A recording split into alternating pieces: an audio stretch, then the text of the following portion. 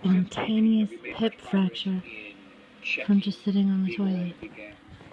Unfortunately, things that we were promised after BP oil spill by Smith, the what did you just administration and others has not come to fruition. The president appointed a presidential commission to investigate what happened and to make recommendations.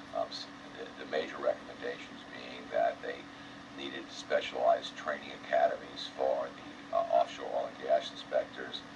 They also need training programs for the people running the wells.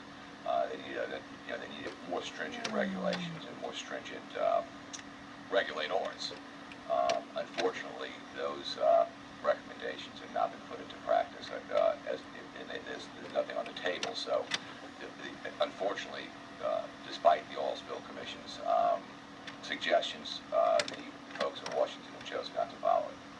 I learned something reading this book, and it really shocked me. I had to go back and read it twice to make sure I had read correctly what I thought I had read, which is that oil and gas, basically, the oil industry is the only industry in this country that is exempt from hazardous waste regulations. Is that true? That's correct. How can, I'm not naive.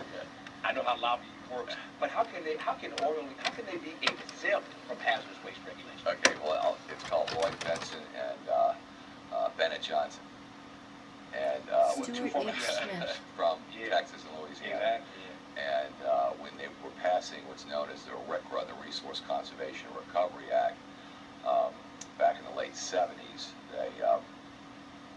they were developing our hazardous waste laws, which they're called cradle to grave laws. In other words, if you generate a hazardous waste, you've got to document where it went and how it was disposed, or you can go to jail. It's a felony. They amended that law to exempt oil and gas waste. Simple as that. Because the industry claimed it would cost them too much money. But they make billions and billions and billions. I understand. Yeah. This issue. But it is shocking. It is shocking to me. I mean, again, I'm not naive. I see all kind of loopholes in all kinds of laws. We discuss these things routinely on this program and certainly on my radio program. So nothing really, surprises me, I guess. But it is shocking to see, to understand, to come to learn that they are completely exempt from hazardous waste regulations. An auto paint shop where you have your car painted is more regulated than the oil and gas industry. So this issue, I'm going to move on from that because I know this issue is always, the issue of oil is always and gas, but always a tricky political issue. It just cost Mary Landrieu her election in Louisiana. There are a number of other issues, but my point is that in certain states, it's always a political issue, and if you're on the wrong side, then you're going to be defeated. And I've never, again, I'm not naive, but I've never quite understood how it is that states or voters in states can see how badly this industry behaves oftentimes, and yet when it comes to legislation, when it comes to voting people into office who cover for them, they make a deal with the devil, so to speak. Yeah, I think that these are very complicated issues, and the average voter is not really, I don't think, up to speed on a lot of these things. Mary Landrieu went down because the state has turned completely red. I mean, she just couldn't win. But on the state level, what I have found is that the oil and gas industry spends more on lobbyists than any other industry in Louisiana and Texas. No surprise there. No surprise there. And because of that reality, that's my point. That if you would be a congressperson or a senator and you're trying to tell the truth or check big oil and big gas, you're not going to get elected. It's going to be hard. Yeah. It's going to be hard. You might get elected in New Orleans. Yeah. But not in the Democratic part of the state. So then how then does the industry get held accountable if the persons who represent those states in Congress don't even, the accountability is not going to come from them. So how in Washington, if not from the representatives of these home states, does the industry ever get held accountable? Well, that's the real problem. I mean, the oil and gas industry, if you put all of them together, they're bigger than Louisiana. Yeah. And so, but the oil and gas companies, like other companies, when it's convenient to them, they tell the federal government, "Oh, we're doing fine. We're regulated by the states, and we want to be, we don't want federal involvement."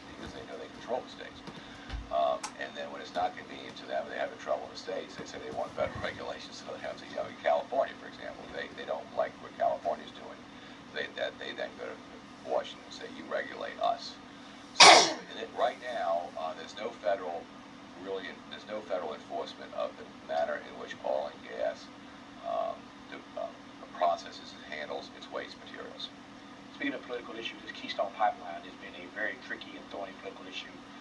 What say you about where we are on this issue now in the days ahead? What's going to happen? Well, I sincerely hope that the president, that does what he said he was going to do and veto the bill. A lot of people don't really understand. I mean, this Keystone thing to me boils down to just an outrageous abuse of a law that was passed to, promote the distribution of gas and oil in the United States after World War II and to build our energy infrastructure.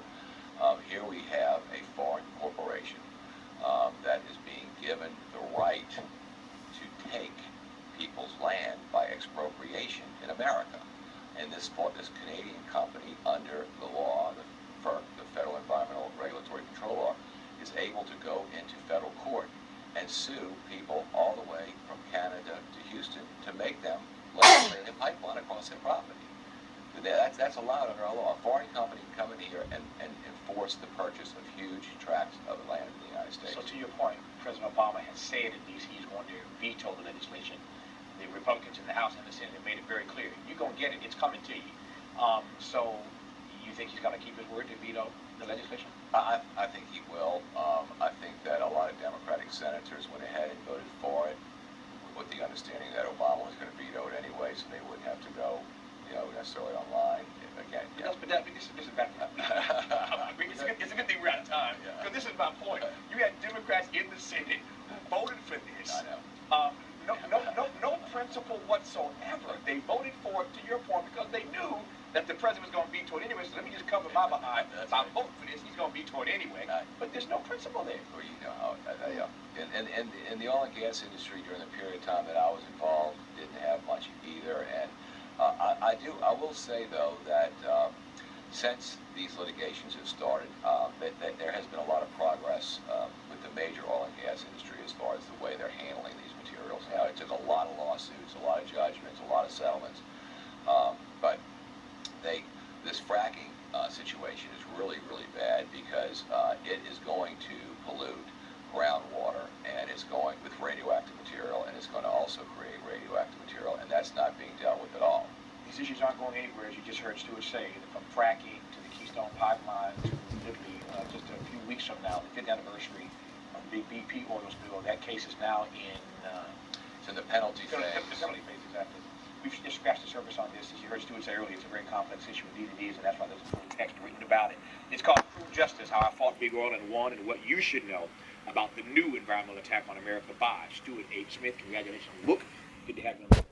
Thank you very much. See you. A pleasure meeting you. Pleasure's mine. Up next, a conversation with the star of Sleepy Hollow, Nicole Bahari. Stay with us.